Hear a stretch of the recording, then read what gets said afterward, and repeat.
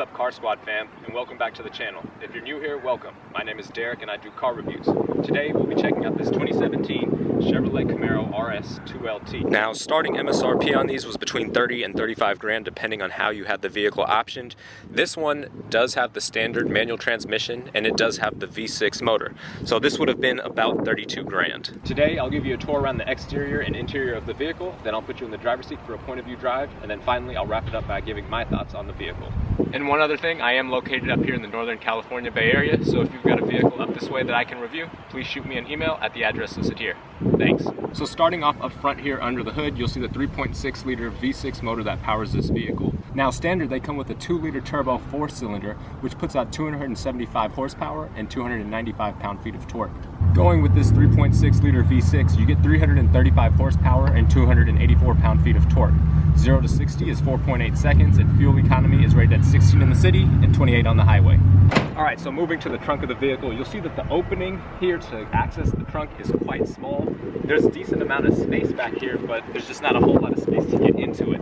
Now underneath the floor here in the trunk, you have no spare tires. This vehicle has run flat, so you will find a tow hook, your fuse box, and your hand. Also, while we're back here, I want to point out that this vehicle is equipped with a dual mode MPP exhaust. It was about a $995 option from factory. I'll insert a clip here of the startup and give it a few revs so you can hear what it sounds like.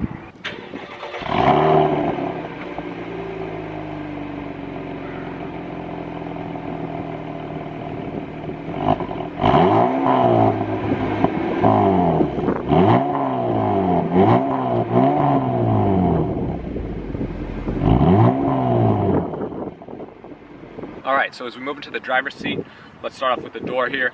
You've got your window controls, you've got your left and right mirror controls, and then up here by the door handle, you've also got your lock and unlock buttons. Now down below, you'll find your trunk release button, and then you do have a small, very small pocket here. On the door sill, you have the word Camaro written there to let you know what you're entering, and also you'll find Camaro RS written on the floor mats, which adds a nice touch to the vehicle. The seats themselves are quite comfortable. I love this brown leather interior that this one is equipped with.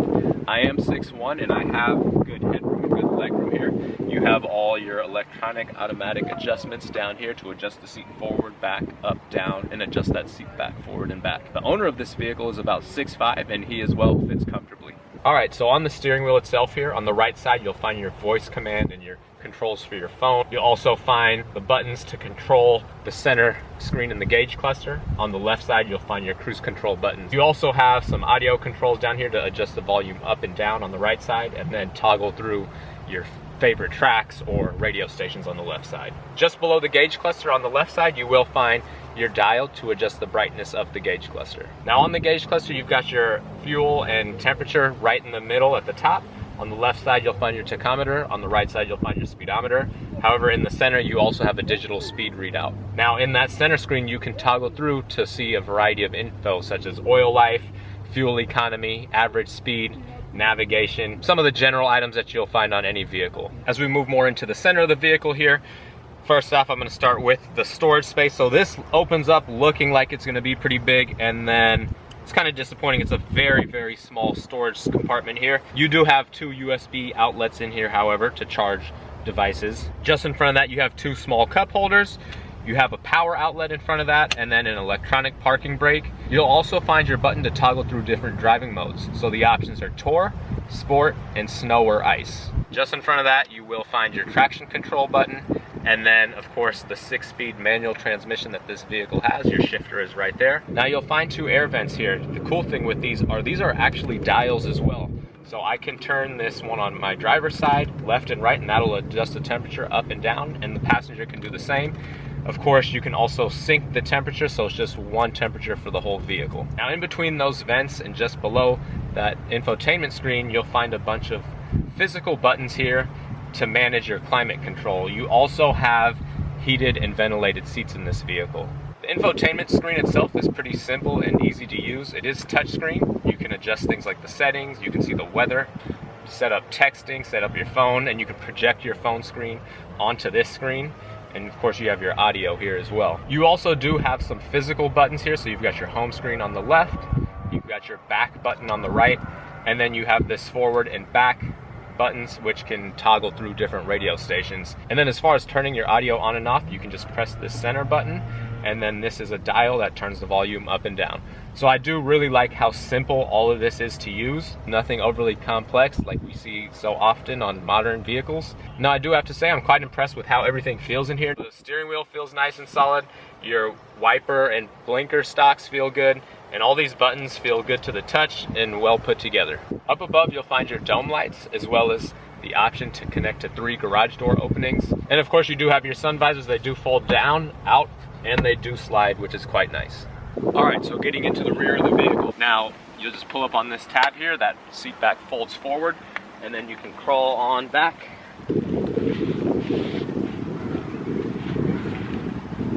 Now, once you're back here, these seats themselves are actually very comfortable. I'm surprised. They're very comfy and very soft. Now, of course, this seat is forward, and so legroom feels good.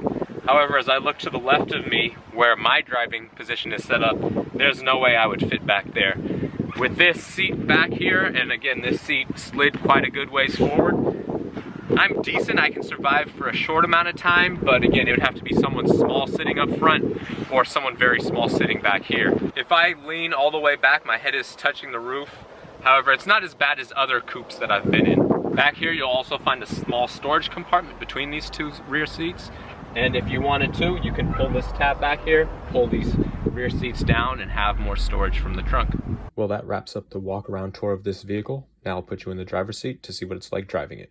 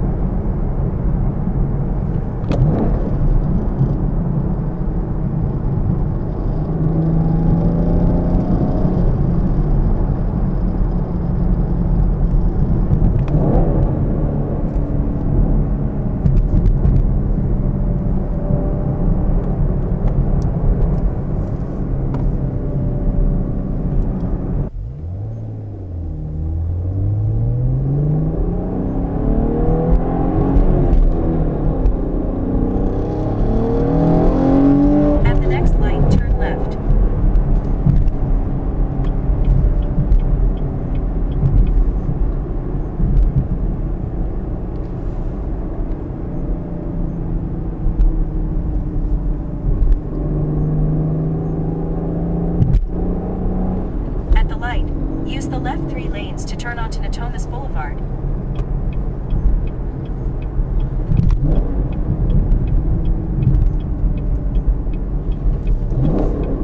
Turn left.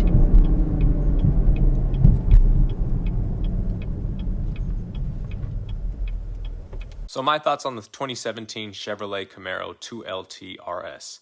I was very impressed. The car feels well balanced and really hunkers down, pulls and sticks to the road when you get on it. And while it's not the big V8, I thought it sounded pretty great for a V6. I think probably one of the better V6 sounding muscle cars in my opinion. A few things I did notice while driving it. There seems to be a bit of rev hang, which I'm not a big fan of. I don't know if you could hear it during the video. It was really only getting out of first and second that I noticed it, so I struggled a bit to adjust to that during my brief time with it. I couldn't really get those shifts as clean as I would have liked them to be. But I did look at the Camaro forums, and this was something that others had brought up and mentioned. Some owners mentioned that it's very slow for those RPMs to come down, and you have to wait quite a bit for them to drop, at least through those first 2 gears in particular. You might have noticed during the exterior startup video on the first light rev that I gave it, if you go back and play it again, you'll hear it hang for a bit before coming back down. Once you're out of those first 2 gears though, it wasn't as noticeable, and I think spending more time with the car will solve that as you adapt to it. Now I know I said during the walk-around tour that I was impressed by the quality of the interior, which is still true for the most part, but something I did notice while driving the car was that in 2nd and 4th gear, the shifter was rattling quite a bit and making some noise. It didn't happen, at least I didn't notice it happening in 1st or 3rd, but at first I thought it was just the key in the cup holder, and it wasn't until I started holding the shifter and applying light pressure to it, that was when I realized that that's what was causing the noise as it stopped then. It was also shaking quite a bit while it was in neutral. I don't know if that's something that was specific just to this car or something usual on these, so if you own one, please let us know below in the comments. Now visibility is quite poor, to be honest with you. The rear window is tiny and you've got some bad blind spots on both the driver and passenger side. But the car is a blast to drive and it looks good in my opinion, and it's quite comfy inside like I mentioned. I do really love how simple the infotainment system and climate controls are to use, and I think things like visibility and those shifts out of 1st and 2nd are things that you can probably adapt to over time if you actually own this vehicle, and I could see it being a blast to own and use on a daily basis as well. So if you're in the market for a muscle car but you want to stay away from a V8 and you want to go the V6 route, I think this is something you should definitely have in your consideration. Now, I haven't had the opportunity to review any of its competitors like the Challenger or Mustang in that V6 variant, but hopefully that's something that comes down the road, and then we'll be able to touch on how those vehicles compare to one another a lot better. Well, that wraps up the review of this vehicle. I hope you enjoyed it. If you did, please be sure to leave a like, comment, and subscribe if you're not already, to make sure you're part of the Car Squad fam and not missing out on other videos like this. And again, a big thank you to the owner for allowing us to check this vehicle out. Please also be sure to give us a follow on Instagram at Car Squad TV. I'll put the link right here. Thanks for tuning in, and I'll catch you next time.